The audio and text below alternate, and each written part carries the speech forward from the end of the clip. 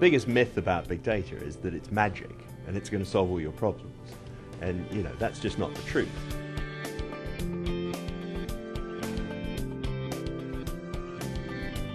The myth about big data is people think it has to be big. It has to involve millions of dollars and take years to build.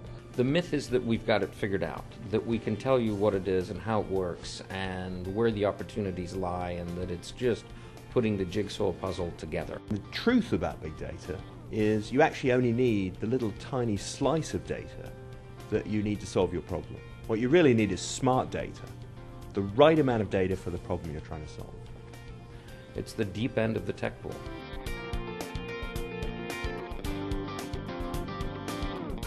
I think the most useful big data is something that makes a big impact, but it could be just a small nugget of data, some analytics package or some dashboard that helps the CEO see the future or see what he should be doing next or learn what she forgot, maybe happened in a market a month ago. So really breaking down big data into bite-sized chunks that are actionable, easy to use, simple, and cost-effective, and actually can get built in a timely manner, I think is the most important thing about big data. Big data is no different than the printing press or the telephone or drawings on cave walls.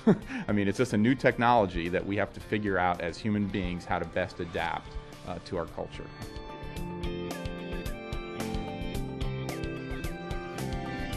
Big data is not just a technology problem or a technology issue. It also is a change in culture. It's a change in organizations, a change in people.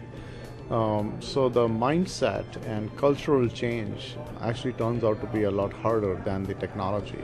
When you digitize the world, a lot more information comes to the surface. Data gets generated and produced in a huge volumes. So how can you capture, how can you code that data so it's consistent, so you can actually compare apples to apples? We've always been on the edge of what is possible to do with data. So I truly mean it when I say we've been doing big data for 30 years, because we've been through every one of the order of magnitude shifts in the amount and granularity of data that people can use to run their business. It's the mushing together of new data and masses of it, which create a different analytical model where you'll need data scientists as opposed to just some clever guy in marketing. I think most managers out there, they're just overwhelmed by the amount of data. So we usually try to break it down and say, what is it that you need to get your job done over the next 12 months? And what are some nice insights to go on top of that? And just start with that and don't overwhelm them. A lot of people are trying to go out there and just wrap their arms around all big data. If I had all big data, it would be magical and I could solve the world's problems. It's much better to start with, all right, I've got a business problem, my customers are leaving me, what data do I need to solve that bit of problem? And then how can I analyze that data in a useful way to solve that specific problem?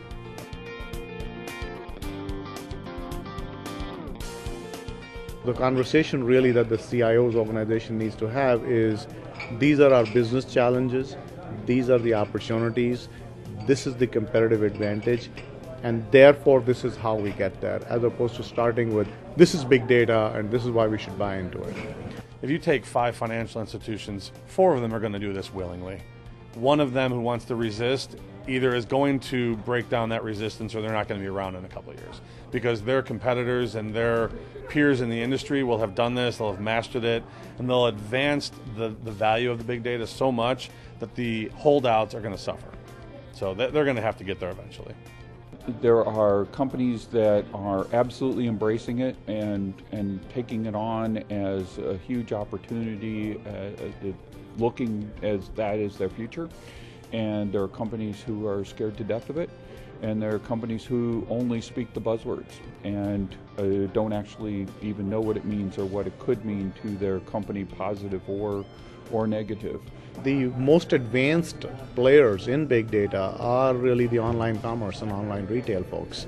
I mean, all the way from Amazon and eBay down to the smaller players, because they have always been in the position of having access to this customer data. And if you think about the kind of data that online commerce folks have, consumer packaged goods companies never had access to that kind of data. And the most important thing is telling a human story, right? We're humans, we're 100 million years old, we're used to getting our information through storytelling. We're not going to sit in front of a computer screen and listen to data that's just pouring out. Some human needs to turn that into a story we can believe in. Every new technology is scary to someone. They say, everything that's invented before you're 30 is amazing, and everything that's invented after 30 is going to destroy the world. And I think what happens is we go through that very gut-wrenching process of fear, and then we move toward understanding, and we come to a place that is sustainably integrated into our society. And we've been doing that for thousands of years.